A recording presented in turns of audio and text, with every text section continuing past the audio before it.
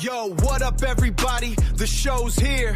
Chris and Jason on the mic. Yeah, we got the city's ear. Talking Phillies baseball. It's the only thing to do. Welcome to the Ring the Bell Phillies show for me and you. Ring the bell. It's a Philly thing. You know we ring the bell.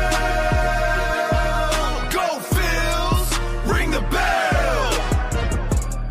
All right, what's going on, everybody? Welcome to Ring the Bell, your Philly show, here streaming live on YouTube, Facebook, X, Twitter, whatever the hell you want to call it. But we are live.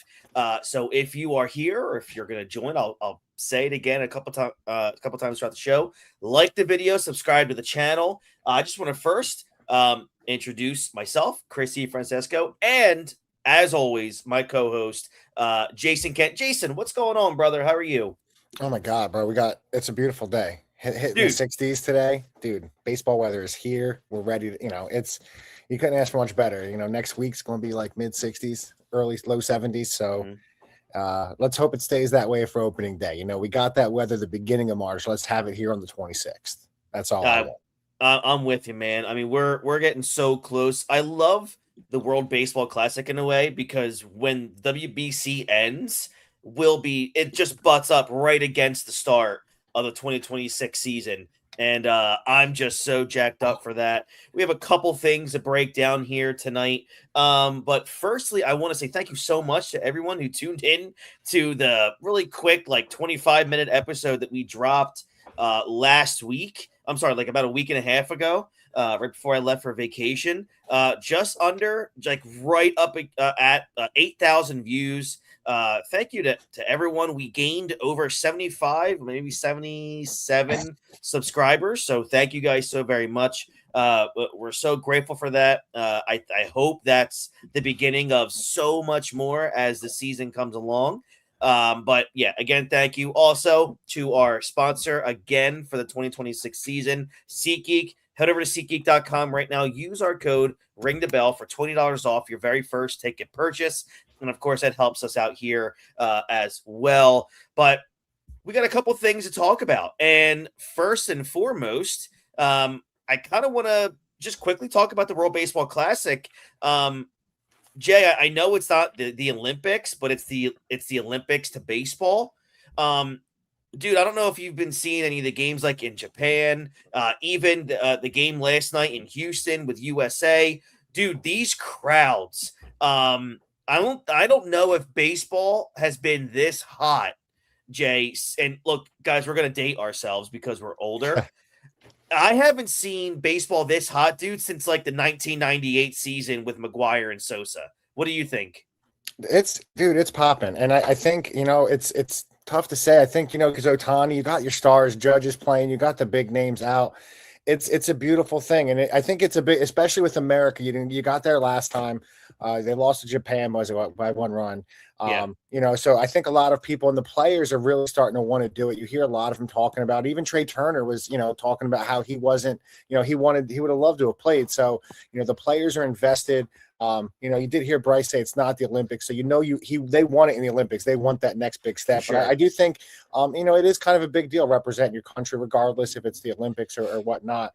Just kind of showing who's the best, right now overall. And I think it shows too, the world kind of is caught up. A lot of these players, Japan, has a lot of great players. The Dominican Republic always has players. America's getting a lot of their stars there. So it's a big deal. Yeah, it's been great to watching Schwarber hit bombs, Judge hitting bombs. Ohtani's got 3 home runs already. So it's been great to watch, and the fans really, they love it. They want to see, everybody wants to see him brag about it, especially just after the Olympics just happened. I think everybody's still kind of in that Olympic mode, where you want to see your best against their best. And I agree with you. And I kind of want to go a couple questions I actually have for you regarding the World Baseball Classic that we can kind of hop back and forth on. One, I just want to let everybody know, I just got a report that the home run that Kyle Schwarber smashed last night just landed in the Dallas-Fort Worth area. So it was in that ball, Jay. I mean, they showed the view from the umpire when he hit that ball. It was one of the most majestic things I've ever seen. Like, holy moly, 430 feet. And we've said a million times, I don't know what it is about lefties, man, but a lefty swing when they're looking good, man. Yeah. A lefty swing, and Schwarber's got that short, compact, and just like dude, Utley had. Yes. And Yeah. he's just got grown man strength. He's got Yeah. that, farm kid, just throwing just monster type of strength he has. Yeah, he could hit it. I'd love to have seen like an open field, he could just hit it out. That's what he would do. Yeah. All right. So my first question I wanted to ask you regarding the World Baseball Classic is, and a buddy of mine brought this to my attention while I was on vacation, and it gave me at nighttime when I was sitting in the hot tub and I was thinking about it. I'm like, why in the world was Trea Turner excluded from the WBC? Look, I understand Bobby Witt Jr. I mean, I'm not debating starting Bobby Witt Jr. at shortstop. Bobby Witt is maybe a top 3 or 4 best baseball player in the world, but not even as like a backup or maybe to help out at second base. I mean, that's your reigning batting champion. The last time the World Baseball Classic was around, Turner mashed. So, why was Trea Turner not even asked to be on this team, in your opinion? That's honestly, I don't know. I was thinking the same thing. It makes no sense as a dude, like you just said. He's the reigning batting champ. Most best batting average of baseball last year. So it's kind of weird. Unless they, I don't know. I was going to say maybe defense, but I don't think that matters much. You could always, move him around. The gunner is good. I guess the potential and, maybe a little bit younger, a little bit smoother, maybe a little bit better of a second base or shortstop overall. And then with Bobby Witt, you can't argue that, but maybe they wanted to go the youth and gunner is the only thing I could think of, but it is shocking that a guy with that type of, you could bat him lead off. And he was disappointed. He wanted to be there, so it's not like he didn't want to be there. That's one kind of shocking because I still think he is one of the better, even given his shortstop defensive liability, he's still one of the better shortstops in baseball today. So I'm kind of shocked he was left off. Even, you're right. Even as a bench bat, somebody off the bench, somebody that maybe steal a bag late in the game if you need it. He's been there and he's done it. He's been around a long time, so he can handle the pressure. No doubt, and it just doesn't make any sense to me why you would build a roster like this. I don't know if they just wanted to have more pitching and just leave a player, a bench player off the main roster. But at the end of the day, I'm thinking, why did I never think about the fact that why in the world would Trea Turner be left off the World Baseball Classic roster? And no one's going to debate anyone by saying, yeah, we think Bobby Witt should start shortstop. That's great. I still think when it comes to depth, how do you not ask Trea got Turner? Over Ernie Clement. Like when I saw Ernie Clement playing, I was like, okay, that's, definitely Trea's probably, even if you got to move him to second, like you said, it's a little bit maybe second base. He's definitely a better player there. So it is kind of shocking. The only thing I could think of is, again, youth. I think you're probably on to something there with youth. You're right. That's probably what it is. It just was odd to me. I don't know why, but it is what it is. Look. Part of me is like, cool, stay with the Phillies, make spring training somewhat worthwhile for the fans that are going to these games down in Clearwater. Nonetheless, moving on, I do want to ask you, and we've been seeing it now with the World Baseball Classic. We've seen it the last 5, 6, 7 years. And I think it's a discussion that we should have now because you and I we've lived with the Ken Griffey Jr.'s, the Barry Bondses, the Albert Pujols of the world. Dude, is Shohei Ohtani the greatest player maybe of all time? I can't go there yet.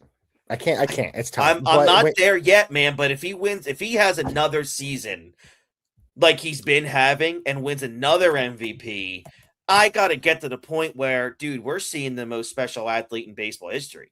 Oh, I do think he's special. When you look at the guy, starting early when he first started, when he came up at 23, like when he had some of the stats at 22 home runs and, the pitching, the big question is he going to get back to the pitcher he was? Mm-hmm. We've never seen anything like it in our lifetime. Like, cause the way he does dominate with the bat, 54 home runs, 55 last year, dude's batting consistently around. Last year it batted 282 and that's his career average. So you have this type of guy who can do that. And also, if they wanted to go out and throw 200 innings. He's got to be up there. He's had a hall. Is he a Hall of Famer already? I don't know, but it's tough to argue against it. Ooh. It's tough I to think argue against. if his career ended right now, I think he's a first ballot Hall of Famer. He's got, that's what I'm saying. Four MVPs, multiple silver sluggers, multiple All-Star games. He did finish, Rookie of the Year, finished top 5 and Cy Young candidate one year. Yeah. It is the Dodgers. That's always been the question. What is more important? Is it the bat or his arm? They don't want him pitching the World Baseball Classic. I heard they were going to pitch him this year. He's up there. He's got to be up there as consistent. Like we've never seen. I don't think there's any other sport. I don't know how you can do that. That's like, I imagine a receiver and cornerback going out like every down, doing it all the time. That's what Shohei does. And he dominates both sides. He's not like average. He's great on both ends. No doubt. And it's, man, it's just really cool to see the last stretch of 4 or 5 years, not just Shohei. I mean, what Aaron Judge is doing in the American League side, man.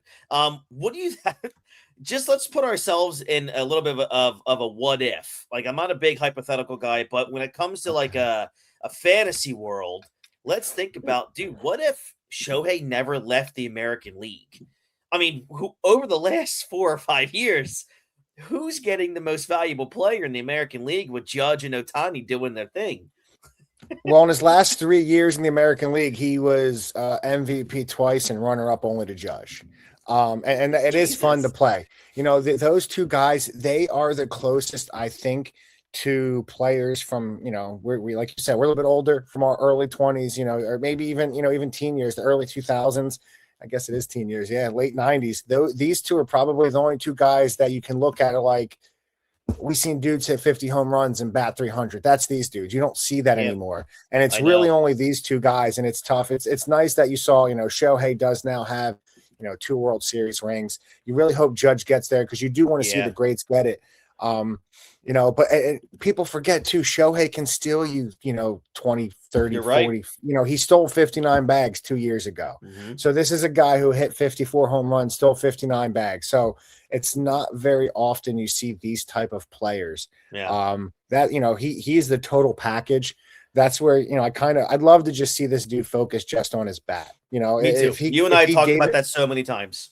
If you put him on the field every down, every play, you get his bat up there every at bat. You give him, 600 ABs, man, 700 ABs every season. Don't have to worry about pitching and really just maybe focus a little bit more. Because when you look at his stats, just last year, the dude, his slash 282, 392, 622, and OPS of 114 in the last 3 years, and that's his lowest OPS in the last 3 years. 1.014. Yeah. This is a guy who, he does amazing things. And man, it's if he can keep it up for 2 or 3 more years, man, just overall everything, he might even at this point, total package, he's probably it. If you're trying to build a prototypical baseball player for anything, I think it's Shohei. And I'm with you, dude. I mean, for a while, I just didn't join that bandwagon. And I over the last 2 years, I just look at this dude, and I mean, I'm at the point where nothing surprises me with anything that he does, but it's like, damn, like the dude just doesn't stop. And it's the same thing with Judge on the other end the past 4 or 5 years. It's like, holy cow, man. Both of these guys are in their early 30s. I mean, Judge is going to be 34. Shohei is in his 30s. So it's, dude, these guys just don't stop. And it's unbelievable. But you're right. It's so cool to see guys that are hitting 315, 320, 330. He struck 1.144 last year. That is insane. Just unbelievable. And I look at, I no disrespect to Trea Turner for winning the batting title at hitting 304. But, we come from an era where, geez, guys that hit 347 wouldn't even be in the top 5 for a batting title.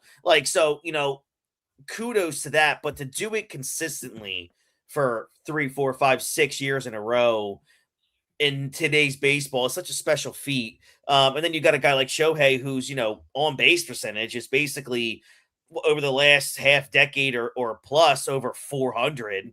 It's so special to see these guys play. But so let's move forward to why we're here, and that's to talk about the Philadelphia Phillies. And the thing that Jay and I want to focus on today, it's March 8th, so we're about 3 weeks away, less than 3 weeks away from the start of the regular season. And I really want to touch on and talk about the Phillies rotation here in 2026. So going into the end of last season, Jesus Luzardo, Christopher Sanchez were just absolutely tremendous. And we have numbers, and we'll talk about that. We'll talk a little bit about Aaron Nola. I think he had a couple good starts in the end of his season, but if you look at the totality since his return, I think it was in August, he still had an ERA pushing 6. So, I still want to talk about Aaron Nola. His arm, his velocity has looked really decent in spring training. But the big news about the rotation that we talked about, Jay, at the end of last season was, but when will we get Zach Wheeler back? There was many times where we thought he might miss half the season. He might be out until May. Now we're hearing, Jay, that he might be ready by mid-April if things are progressing the way that they are now. So let me ask you, Jay, what was your thoughts on the Phillies rotation before we heard about the really incredible progression of Zach Wheeler? And then how much has your projections shifted knowing that, wow, we might get Zach Wheeler back way before the initial timetable? So I think I'm a little bit less optimistic than everybody else. I know a lot of people a lot of people are really high on Luzardo. I'm not as high on Luzardo. I do think Sanchez is a guy, and I think I've said it throughout the year. We've talked about it. I'm more of a consistency type of guy. I want to see it year after year. I can't go off of one season or just a couple starts in a season. And Sanchez is a guy you saw coming. Sanchez is a dude who consistently. For the last 3 years has gotten, his ERA has gone down and he's definitely looked better. So he's a guy that you kind of expected. Man, Luzardo, the one thing when I look at Luzardo on the totality of his whole season, I know I wasn't a fan. I don't think he played that well. He really broke it down. I was looking at the stats. You can really break it down into 3 separate parts of the season. Over the first 11 games, this guy was one of the best pitchers in baseball. It did help because we, at that point we had I think we were the best rotation in all of baseball, and he was a key contributor. He in his first 11 starts, 67 innings, he had a 2.15 ERA, 77 strikeouts, only gave up 16 earned runs, 3 home runs. Then when you look at the middle 11, that's where he really hit that rough stretch. His middle 11 games, 54 innings, 7 ERA, 43 earned runs, 63 strikeouts, gave up 62 hits and 25 base home balls in those 54 innings and 7 home runs. And then he turned it around. He did I know, you were talking over his last 21 starts. He had almost a 5 ERA. But when you look at his last 10, he did have 62 innings, 6 home runs, 3.16 ERA. So when you look at it, my problem is kind of like you said there a little bit with Nola, like the consistency wasn't there.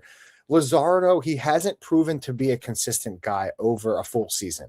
He has shown the flash that he has some stuff that he can be a top of the rotation guy, probably not a 1, maybe more suited for a 2 or a 3. But I'm not as high. I need to see him put it together for a full season. I don't want to see those bad stretches. We were discussing before over his last 21 starts, I think 9 of them he gave up 4 or more runs. So I'm worried. I'm still a little worried because, Wheeler, you don't know what you're going to get. I was reading about the surgery. They said, I forget, it was on LB Network. They were saying there's 2 different types of surgery for the injury he had. And this one is the guys are they come back pretty much what the form was. Good. So if he can come back and play, I think him and Sanchez are great. I think those guys are your 1-2, lock it down. But after that, I'm a little skeptical because you don't know what you have in Painter. Walker's going to be in the rotation for a little bit, and we all know how that is. Luzardo, can he put it together? Because now he's going to have to be relied on. Yeah. At least in the first month, he's got to be, I guess he's going to be the number 2, depending on if they throw what they do with Nola. My thought was they throw him at the top because he's been here so long, but Luzardo's got to be 2 or 3. Now these guys are going to be in positions they're not used to. Nola, if you look at his track record, listen, I know a lot of people think I'm a huge Nola guy. I do like Nola. I think the consistency is there, but you look at his career, it's been basically since 2020 every other year. So 2020 3.28, 21 4.63, 22 3.25, 23 4.6, 24 3.5, 25 6.0. So if his trend keeps up, you should see him. Hopefully, if he can get back to that mid-3 range, I think we'd be happy because he'd give you, he's going to give you 200 innings. Last year, he was injured. So I know people are more down on Nola. I'd like to give him a little bit of a pass for last year because that's not who he is, that type of a guy, but he was injured. But I'm worried. I think the bigger worry is this pitching staff because there's a lot of what ifs. Ken Sanchez is he going to be what he was last year? That dominant? In every, an ace, basically. He was an ace last year. Yeah. I think you're asking a lot of guys that are going to be in roles that they're not used to or accustomed to. No, I agree. So okay. So to kind of, maybe I'll repeat some of the things that you said, but I'm going to now, from my perspective, I look at Jesus Luzardo. If he is your number 3 and he's putting up the numbers that he did last year, you should probably have the best top 3 in Major League Baseball. I mean, that's kind of how I look at it. And I look at his last 10 starts last year, 62 2/3, only 45 hits, a 3.16 ERA, and I love the strikeout numbers. 76 strikeouts in 62 innings. For some reason, I can't find what his WHIP was in that time, because I know that's the only thing you'll hear, which is the WHIP, which is hilarious. I love that. But but I look at Jesus Luzardo as a guy. One, it's a contract year, so that's always a good thing. Yes. I mean, look, it could be a high risk, high reward type thing. I still think if he has a halfway decent or comparable season to this year, he's going to get a long-term contract. And he's only 28. He's still young. Oh, yeah, I know. Yeah. And he still throws gas. So I look at Christopher Sanchez. I look at his last 10 starts of last year, 2.60 ERA, 65 innings, 65 strikeouts. He's just so good. And then Aaron Nola, his last 8 starts coming off the injury, a 5.84 ERA, 44 innings, 45 strikeouts. So it was good to see the strikeouts were there. And it looks like Nola's velocity is back up. And I saw his last start, he was touching 94, which is phenomenal. We were watching his starts last year where if he would hit 92, I felt like, someone's got to start ringing the bell out in center field with that velocity. But I look at Nola as this, and I'm not saying this to degrade him. I think this is just where he is in his career on this team. When Wheeler comes back, I mean, Aaron Nola, in my opinion, based on talent level, he might be your 5th starter. I mean, I think Andrew Painter has that stuff to be a number 4, and he's got better stuff, I think, than Aaron Nola. So at some point during the season, if everyone is healthy, Nola might be your 5th best pitcher, and he's making $25 million. So that's the thing I'm worried. I'm not worried about Aaron Nola if he ends up being your 5th guy. And by the way, everyone, if he ends up being your 5th guy, that's a great thing. That means Andrew Painter is doing what we want him to do. Yeah, that's what I mean. No.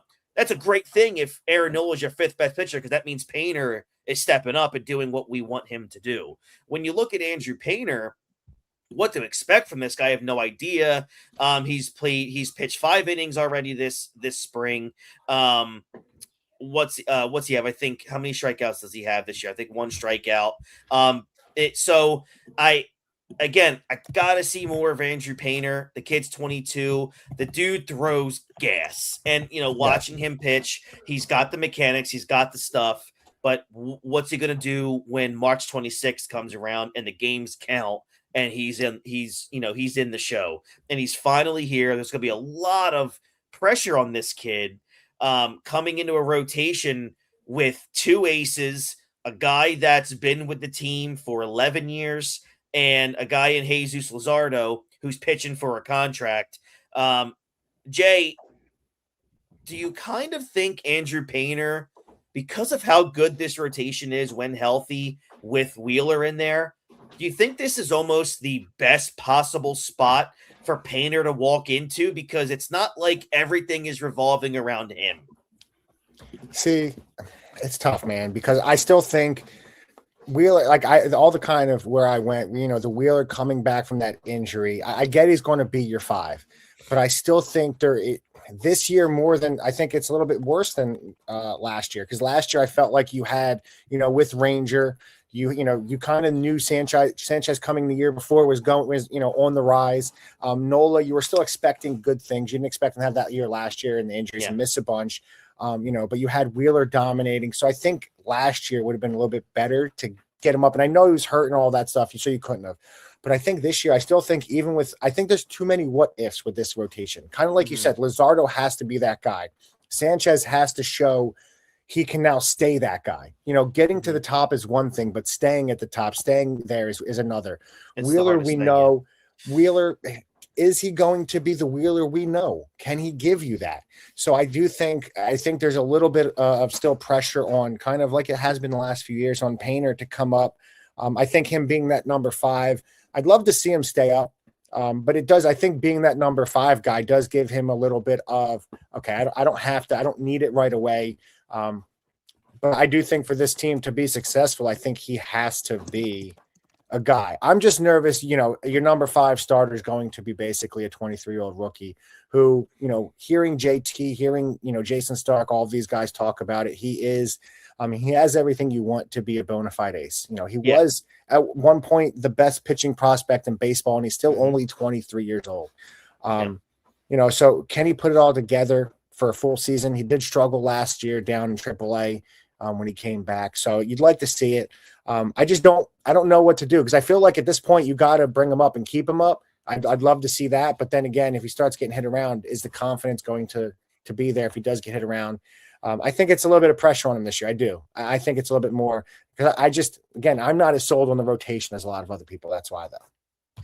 So that maybe that's how I probably should have phrased the question is, do you think with how good the rotation is on paper that if Andrew Painter struggles a little bit out of the gate, it's not the end of the world? As if you got T1 Walker backing up. So I don't know. You know what I'm saying? It's not like they've been talking about Topper. I think Dombrowski, they need pitching depth. You don't have a lot of great depth right now. Last few years, I don't think last year at all, but the year before when Strom had to come in out of the bullpen, he, was able to make some spot starts. Last year, we saw what Walker had to do when Walker had to start. So that's what my biggest concern is they don't have anybody. There's not anybody out there. I would have loved to have seen him go out and just give a flyer deal to Walker Buehler, because I think he did okay last year. There's been those guys that have come through over the years. Who was the kid, the Houston number 1 overall draft pick that they signed Appel? I think when he came up, he made some quality. Yeah. So I know he retired, but that's what they need, some guys. I think they need somebody else just in case, because I don't want to see Walker have to be a 5th guy, a 5th man in our rotation if Painter can't do it. Mm-hmm. The biggest issue, you are fighting for a World Series. You can't have, such an unknown. I know when you get to the postseason, you're probably going to run 4, not 5. But I think over the long haul of the season with Nola, uncertainty, with Wheeler, you don't know where he's going to be coming back. I do think they need some pitching depth. Mm-hmm. And I agree. So now continuing with the rotation, what are your expectations and I guess your feelings on Aaron Nola into this season? Because if this team's going to go anywhere in the postseason, he's someone that you might need. Is he somebody that when you get to the playoffs that you leave off that roster in terms of starters? Because most of the times you don't roll with 4 or 5 starters in the playoffs. But how important of a season is this for Aaron Nola personally, and for for his future on this team? Oh, I think it's huge. I don't. I know. Last few years, I know everybody. I'm a homer for Nola, but I do kind of expect. I do expect him to come back. I'm not going to say he's going to finish, in Cy Young contention, but when you look at it, every other year the dude's been, you know, 3rd, 7th, 4th, and 11th for Cy Young. Mhm. So if the trend continues, but I do think in just in terms of speaking personal for Nola, I'm sure last year was a huge struggle for him coming out. You know, I'm sure that's not what he envisioned. Again, he gave up. The problem is he still gives up too many home runs. You know, last year in 94 innings, he gave up 18 home runs. The year before, 30. The year before that, 32. So it's one of those things that he needs to get that home run ball really under control. He's got to, we've said it for years, he's got to find an out pitch. You know, I think Nola, if Nola can return to the form like the every other year form, if he can give you a 3.5, I think you're set. And I think he probably makes the playoff roster at that point if he returns to that. But I do think it's huge because I do think you need Nola because you can't be down Nola. And then if Painter doesn't, you know, if Painter isn't what you think, I think it's a big year for Nola. He's got to show people, you know, I'm hoping that it's not, I signed the contract, I'm done, I'm set, I'm guaranteed. I think he has a little more pride than that. And let me just say this. You know, 6 of his last 8 or 9 years, the guy has thrown 180 to 200 plus innings. He's a guy that, again, you can rely on up until last year to make every start. Obviously, he's only 32 years old. It's not like he's 37, 38. I mean, he's younger. He's younger than Zach Wheeler. I mean, Zach Wheeler's a special talent. But dude, you know, this is a guy, if we saw what happens when that velocity started going down, he started to really just be almost as ineffective as possible. But that's the thing. The out pitch is where we need Aaron Nola to be. And I think that's what he needs to just keep surviving in this league. Because if he has another season like last year where he's in the mid 5s, you know, where do the Phillies go from there? You can't keep him if he has another rough season, dude. You can't go into 2027 with him on your roster. You just can't do it. I agree, and it's tough too because when you saw who was the kid from Atlanta, the lefty that got signed by the Yankees that same year, the same season. Who was it? Wait, he played for Atlanta. He played for Atlanta. Yankees signed him. I don't remember. Oh, Max Fried. Fried, yeah, and you see Fried, the type of Fried season Fried had. You know, you signed him too much money. He's got a big deal. It's tough, especially after you just cut Castillo this year. Mm-hmm. I don't know if because listen, you got T1 Walker playing on some terrible contracts. So if you can keep Walker, you can keep Nola. But I do think, you need to make a serious run. I think you need a Nola that you saw, 2 years ago, 4 years ago. That's the type of pitcher you need to see. A guy that can give you 200 innings and have a low 3 ERA. We really need him. And when he's on, he's got some great stuff. His curveball, his changeup are very good when he's on. It's just when he's not on, he's giving up too many home runs. And sometimes you feel like you leave him in too long.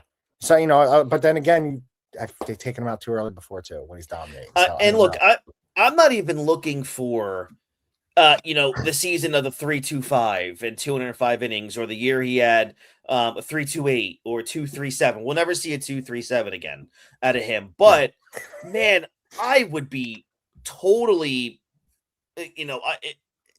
I would be thrilled if at the end of the year we get 30 to 32 starts out of him and he's hovering in that 3.5 area.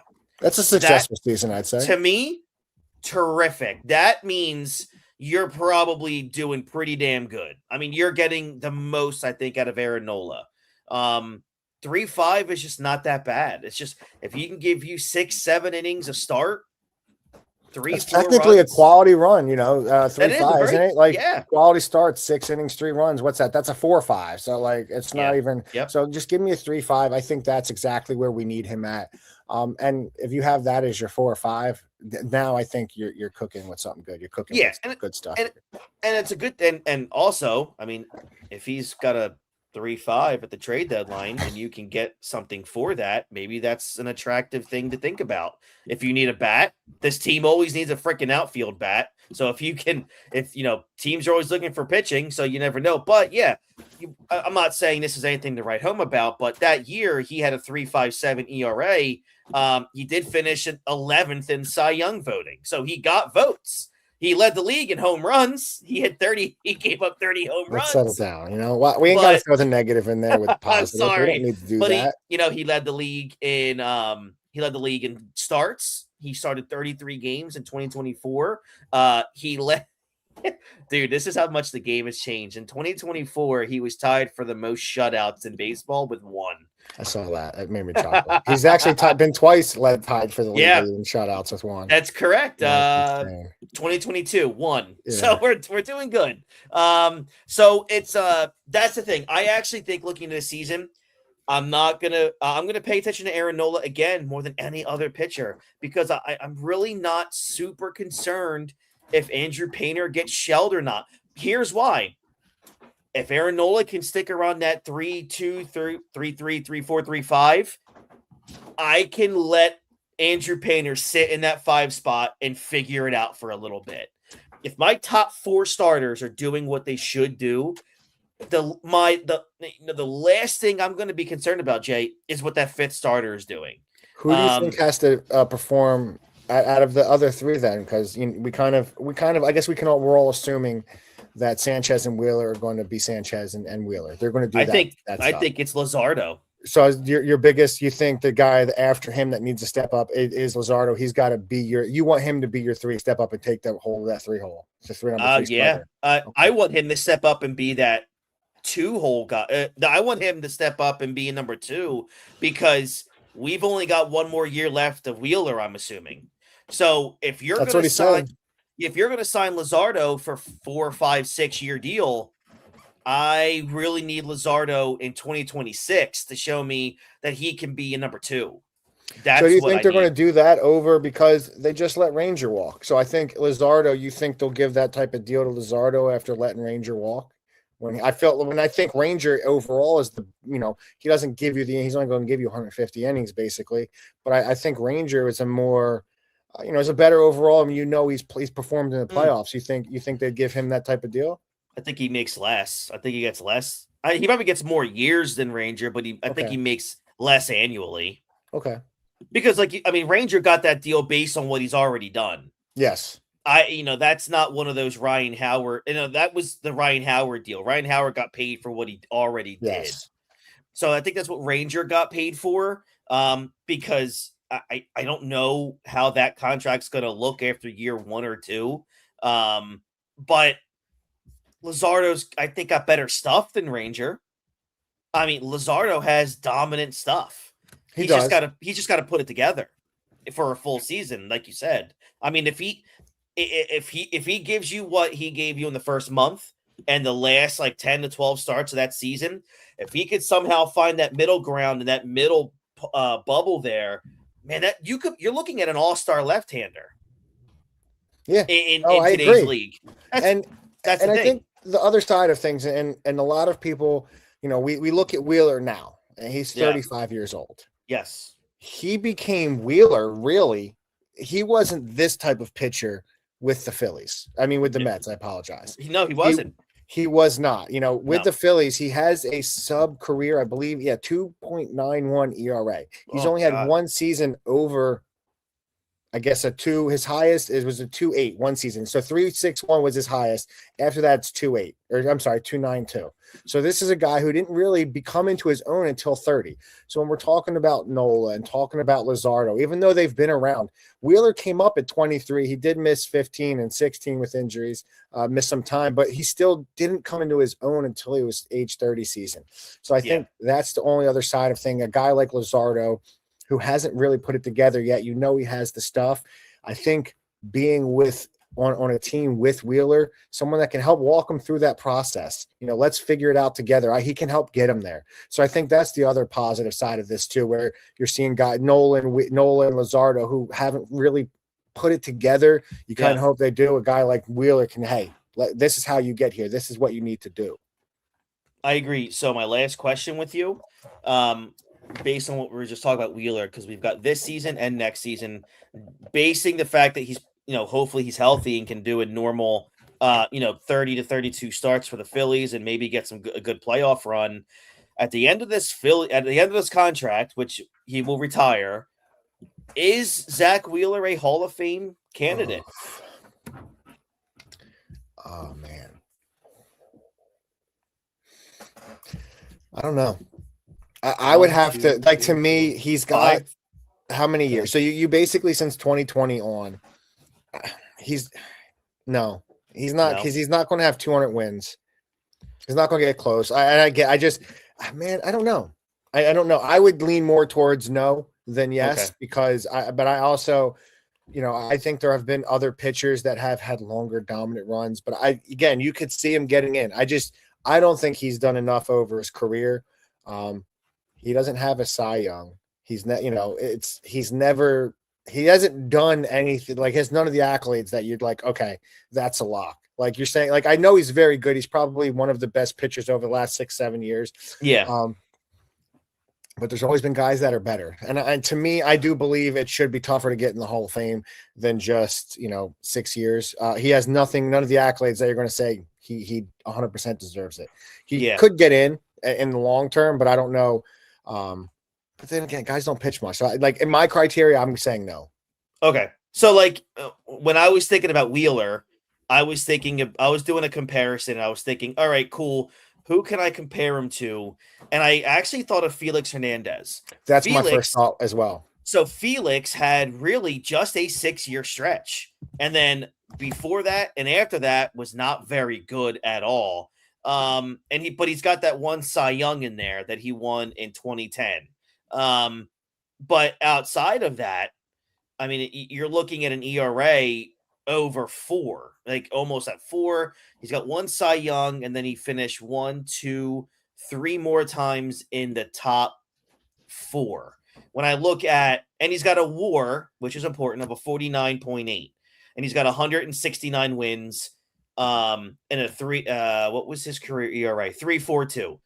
And like we just said, we're at that 5 or 6 year range now for Zach Wheeler. He's got a 40 WAR, 113 wins, a 3.25 ERA, a lower WHIP.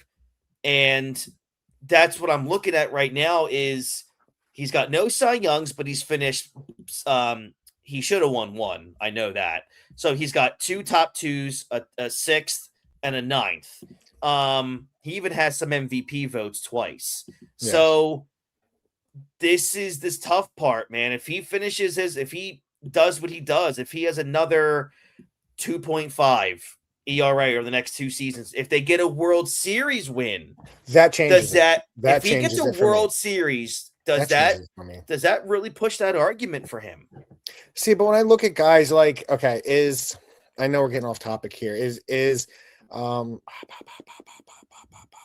Nope, what's his name? San Francisco Lincecum. Is Lincecum a Hall of Famer? I think. You know why I say yes?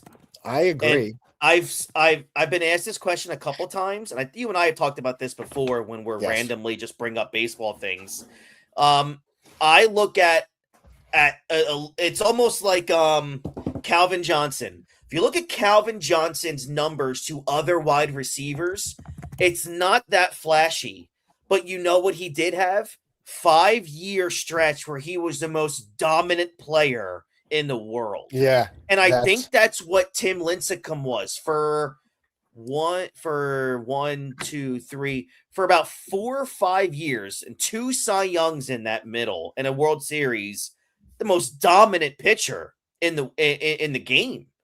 So, Sandy Koufax got in because he had probably the most dominant 8-year stretch that anyone's ever seen. Shorter than that. I looked at. I was kind of shocked. I think it's only like 4 or 5 year stretch with Sandy. But no, that's where I agree with you. But I don't know. Oh, you're right. It was 1, 2, 3. Yeah, his last 5 years in the league. And before that, he was not great. So that's where when I look at Wheeler, was he ever the best? I think he was twice. Okay, I do think he should have probably won over Corbin Burns. I'll give you that. I think he should have won over Chris Sale. I think he had everything over Sale except strikeouts.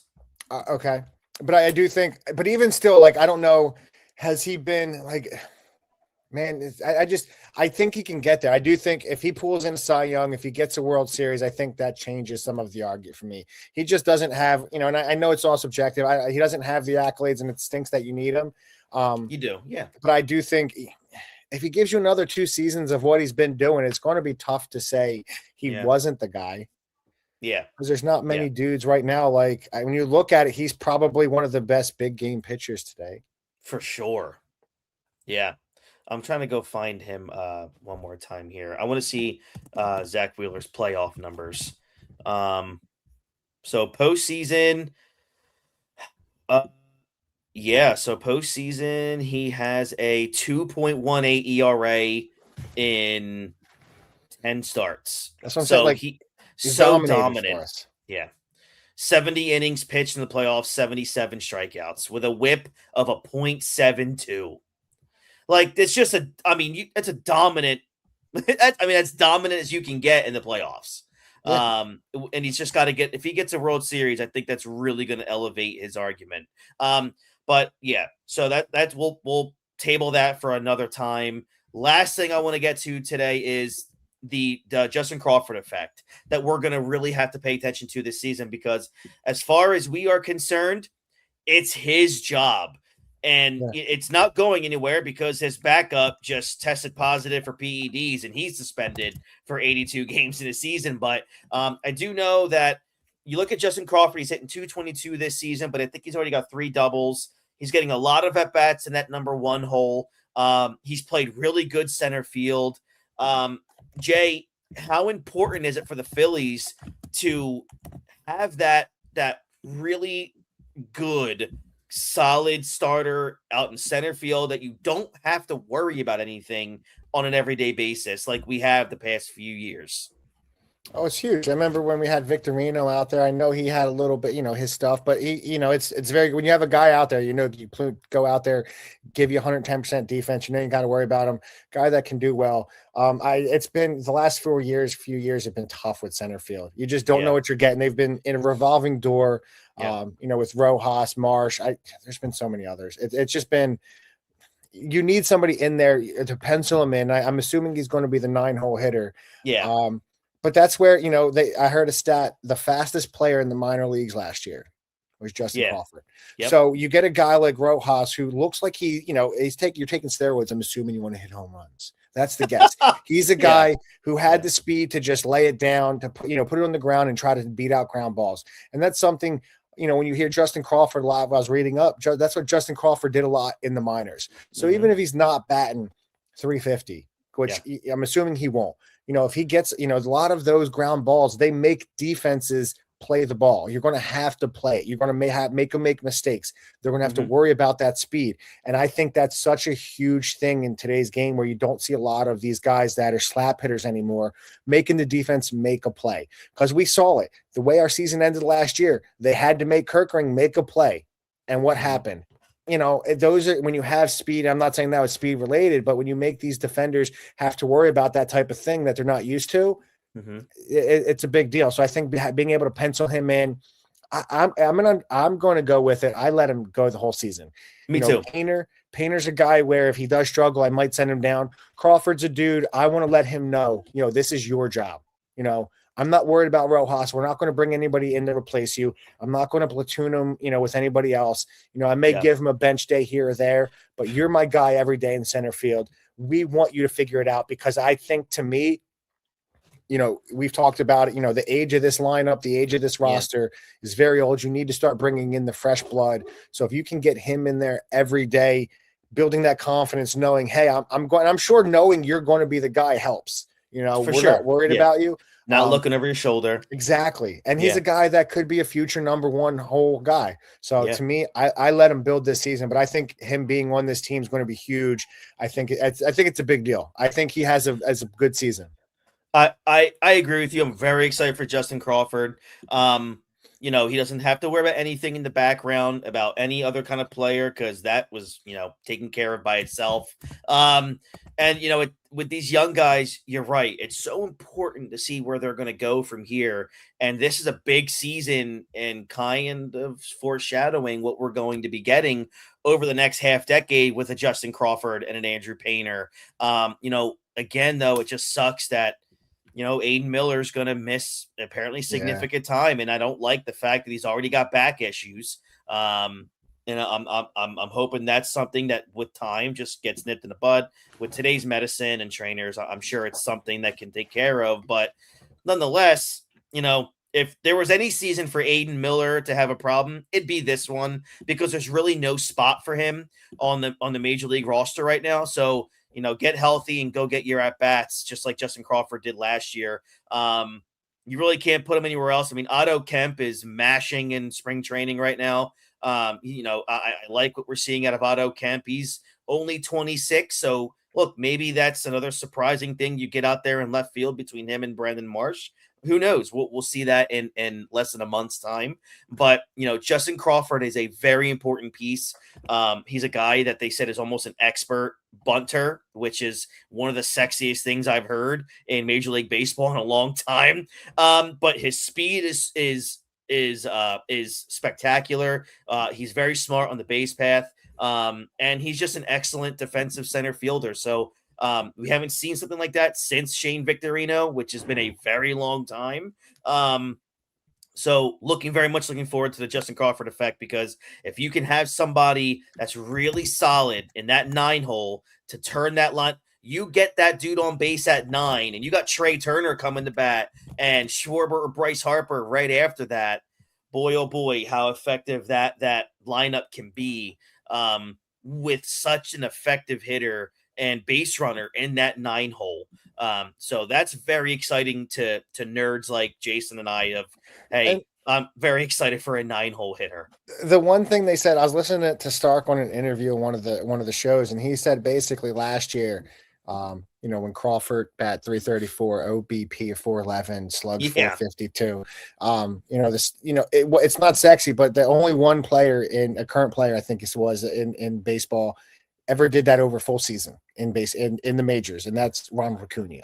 Wow. So I get it's not, the numbers in the minor leagues aren't going to translate. But the skill is there. The skill's there. And the one thing you can't teach is speed. Is not something, all these other things that, the power may not always come up, but speed's going to translate everywhere. Yeah. So, and, he's had some great role models, he's between his dad, he did talk, Tim Raines is on his side, I think his godfather was, if I'm not mistaken, but like, he's got all these players here that he's learning from, old school baseball vets. He's been around the clubhouse his entire, now that doesn't always mean everything, but I do think, he's set up for success. If there's a guy, if you can have it, he's got everything he needs to get there. It's just, does he have it between the ears?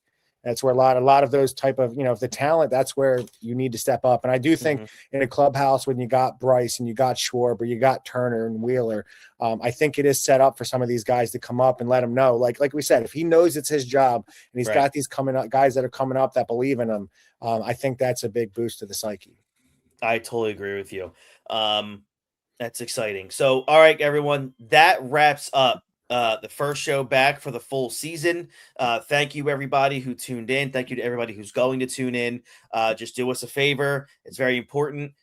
Just like this video. It helps the algorithm in YouTube. It pushes us up more to the forefront when you type in, Phillies or baseball, anything like that. Like the video, let YouTube know that you want to keep seeing more of us. Subscribe to the channel, ring that bell for notifications when we're going to go live again. We will let you know for next week, obviously. But again, head over to SeatGeek.com, use our code ring the bell for $20 off your very first ticket purchase. Jason, thank you very much, brother. I really do appreciate it. This was fun as always. So for Jason, I'm Chris DiFrancesco, and we'll catch you all down the road. Thank you for tuning in to Ring the Bell, your Philly show, and we'll catch you guys down the road. Have a good one, everybody. Bye-bye.